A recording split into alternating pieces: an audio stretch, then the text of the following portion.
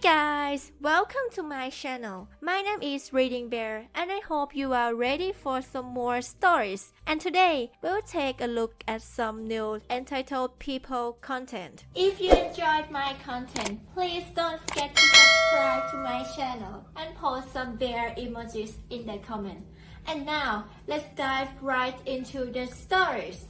The first story is entitled Neighbor Karen Stole My Car. I caught everything on camera. It was a regular day when I received a call from my friend telling me that my car was not in the garage.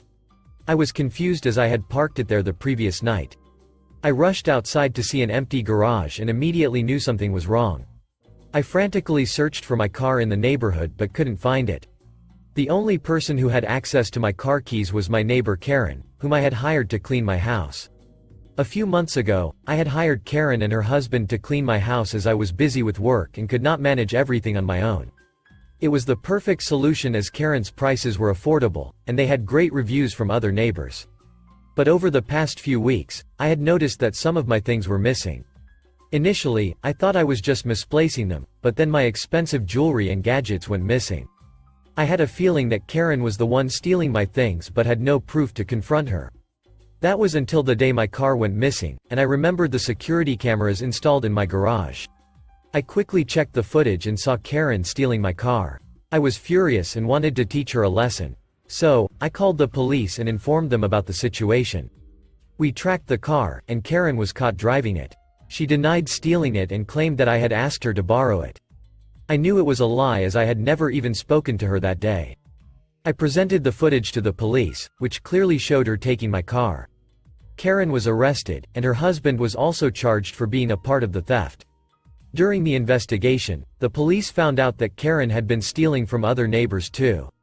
She had formed a cleaning service to steal from people and make a profit by selling the stolen items. It was a relief to know that justice was served, and Karen would have to pay for her actions.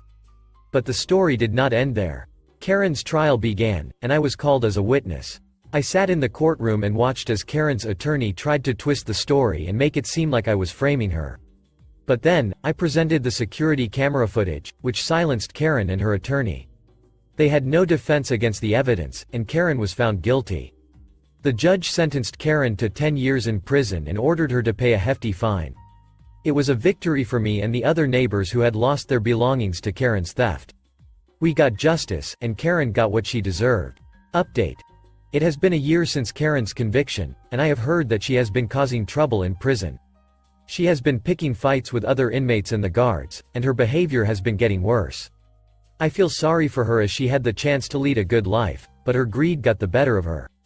I hope she realizes her mistake and tries to make amends in whatever way possible. The next story is entitled Developer Loses His Profits. This isn't my story, it's something that happened to my uncle who recently passed away. It was a story he loved telling, about how he got one over on some property developer. It's one of those things that bordered on family legend, in the way he told it, with it being hard to believe. And yet knowing my uncle and how he was, exactly the kind of thing he would do. My uncle was a self-made millionaire, though you wouldn't know it looking at him. Ratty jeans, work boots, and Western-style button-up shirts were his usual fare. He'd made his money buying and selling property in Florida, mostly to property developers who were putting up cheaply built overpriced housing communities that sprung up like weeds in the 1980s. Sometime around '85, he picked up several tracts of land that had been part of a tree farm. Pine trees as far as the eye could see. He figured that he could make money off of both the trees, and then parceling out the land. So, after clearing one section of his land, he turned around and sold that same cleared section off to a local housing developer he knew about. I don't recall how much he made offhand, and his retelling was never clear on specifics, but easily $250K for both the land and the trees harvested.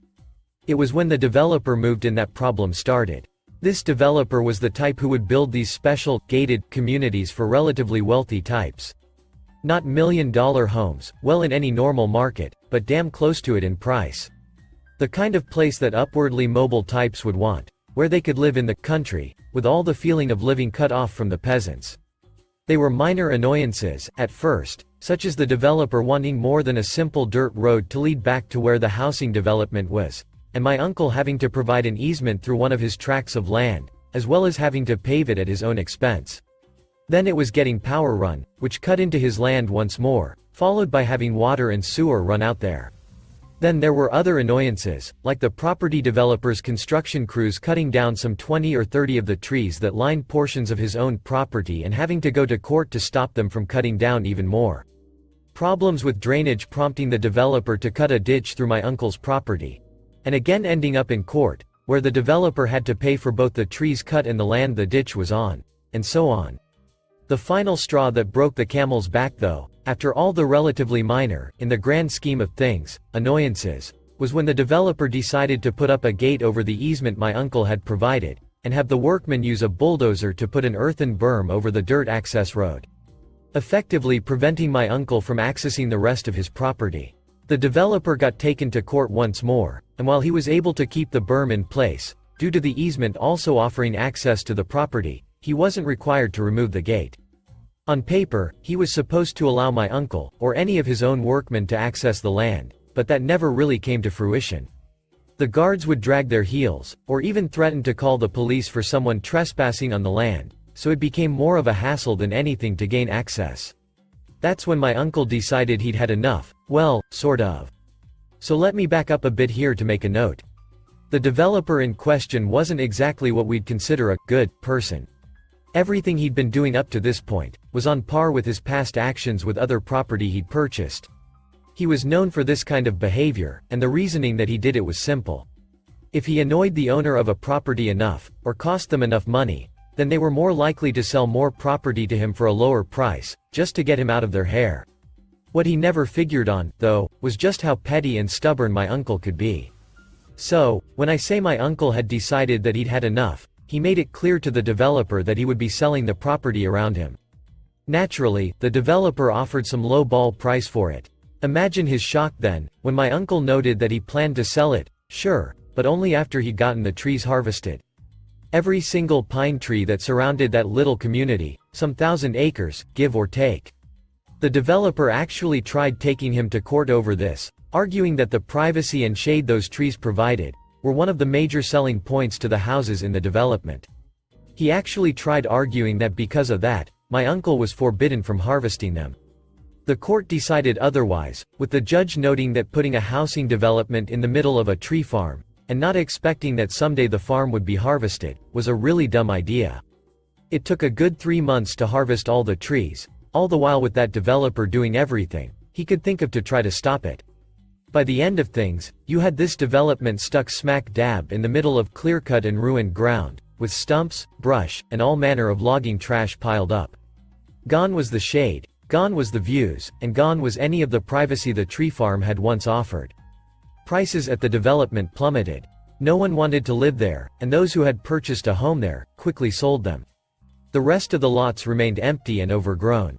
As for the developer, I don't know if he learned his lesson, though from the way my uncle would tell it, the guy certainly didn't turn a profit on the property. Well into the early 2000s, the lots were still empty, and only a handful of the homes were occupied. Other, cheaper, subdivisions were built surrounding that little gated community by then, which must have further driven down the property values, so there's that. The next story is entitled Mother Tried to Steal My Tablet, so I went from 0 to 100 to make her back off. First-time poster, here, and I'm still in awe about the audacity of some people. I've read about entitled people, but outside of my school, I've never been in contact with any of them long enough to deal with them. That was until recently. I, 33 male, am an English language arts teacher, LA, based in China for the last 3.5 years. First, a little bit of information before I get to the story. There is a bit of a pay gap between foreign and Chinese teachers. It's also a well-known fact, but only the most opportunistic ones like to capitalize on it from time to time, if you're not careful. It can be anything from charging more at stands to, on the rarest of rare occasions, guilting them into complying. Trust me, it has happened, and those select few are not apologetic about it. Now, onto the story. It was Chinese New Year, and I was on the train to Chongqing to visit a friend. I don't like flying, and I really like trains. I had my Samsung Tab S8 Plus and was watching Final Fantasy VII Advent Children with my Bluetooth. Suddenly, I felt something nudging against me. I looked to see a kid, maybe in elementary, trying to look at the movie. So, I turned off my Bluetooth and turned the tablet onto him so he can watch. Sounds weird, but, being a teacher here, you get used to it. Anyway, he was really immersed and, though I couldn't understand him, I could tell that he was enjoying it a lot. He was trying to talk to me but his English wasn't so good, and my Chinese was worse, so he opted for, "I like this, so cool, me too," and things like that. Very basic English. He was a sweet kid and he got to watch the whole thing before our stop. He even said, "Chongqing," and I said, "Me too." He waved goodbye and ran back to his mom, and I began to pack my things, so I get off. Then, it happened. A woman approached me with the kid and, in perfect English, demanded my tablet. She literally said, "Give me your tablet." I thought I was in Twilight Zone and wanted to ensure I heard her correctly. "Excuse me? Give me your tablet. I wanted my son to have it." I refused, a simple, "No," and she said those magic words that I'd begun hating to hear. "But you're a foreigner. You can just buy another one." Now, a couple of things. I don't know if the kid really wanted my tablet or not and, frankly, I didn't care. I come from a family that has taught me to never let anyone make you feel less than others. If someone tries to take my dignity, it's not going to end well for that person. And, no, I don't actually have to fight to get my point across. Fair warning, I'm paraphrasing the confrontation because it lasted a lot longer than I cared for. I said, "No, I can't. I had to save to buy this. You can do the same. No, you can give yours and stop being selfish." Again, I countered, "Or you can stop being an entitled witch and buy your own." It was my first time seeing a shocked Pikachu face and, to rub salt in the wound, I added, "Shoo. Shoo." She did go away. Only to come back with the police. That I should have seen coming, but I didn't because I was focused on getting off the train. Lucky for me, he also spoke English with great fluently. He was also really polite and, obviously, not in the mood for any of it. "Sir, this woman says you stole her tablet." I saw the woman behind him with a triumphant smirk while speaking Chinese. I let out a sigh. I had already wasted enough time on this nonsense. So, I did what I always did when I wanted to get my point across in the quickest way possible. I turned cold. In fact, my students refer to it as me turning into Bing Aoshi, ice teacher. I looked at the police officer and said, "I'll make a deal with you. I'm going to use my fingerprint to unlock this tablet. If it doesn't work, she can have it. If it does work, I get to bash her face in." That woman's Pikachu face came back so fast that the officer even had a shocked look. He asked me if I was serious, and I said, "Definitely." I guess the woman saw my face and tries to backpedal, but I wasn't going to let her go until I made my point. When she tried to leave, I said, "Where are you going? I thought you said this was yours." The woman looked to the police for help, but, as I said, he was not in the mood and just spoke as she was. She said something in Chinese to the man only for the man to give a short reply. I guess he wasn't going to entertain this and make sure I didn't hit her. "How dare you? You had the nerve to try to take something that's mine because I'm a foreigner. You're disgusting. You should be ashamed of yourself." The woman had a mixture of fear, shock, and anger on her face when I finally asked, "Is this your tablet?" When the woman said, "No," I leaned my head in towards her and barked, "What was that?" She finally said that the tablet was mine before taking her kid and leaving. The kid did wave goodbye to me despite his mother's objections, and I smiled and waved back. The officer asked me if I was serious about hurting her and told him the truth. I wouldn't have hit a woman over an object. He laughed and wished me a happy Chinese New Year. I told my friend about this, and we had a good laugh about this. The next story is entitled Mom Just Has to Get Her Angel Baby Boy in First instead of a Dying Patient. So, this was as satisfying as hell. 2 weeks ago, a woman came in with her 7-year-old son. He had sprained his ankle but didn't seem to be in any pain and was playing in the waiting area. M came up and asked when we would see her son, and the nurse told her as soon as a doctor was available to check on her son.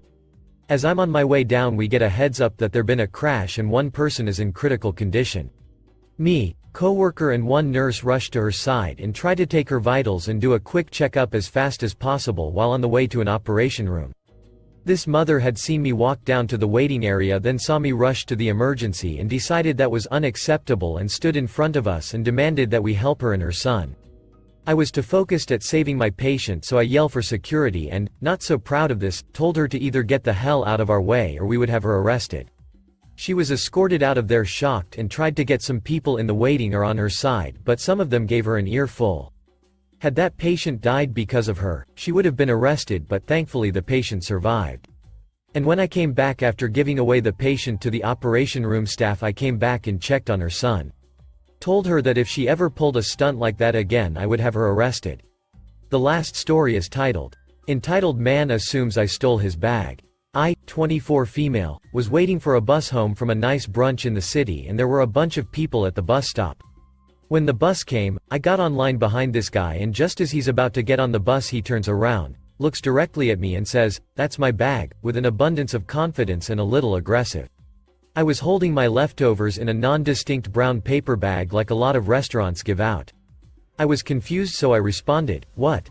And he repeated it. Now he's a tall dude and I'm a woman alone, and I really didn't want to get in an argument with him, but I hadn't put my bag down this whole time. I had it when I arrived at the bus stop, so I just said, "No it's not," like still very confused. He looked angry at me, and then this girl a few people behind us in line says, "Excuse me, I think this is your bag," and points to a brown paper bag just sitting on the ground a few feet away.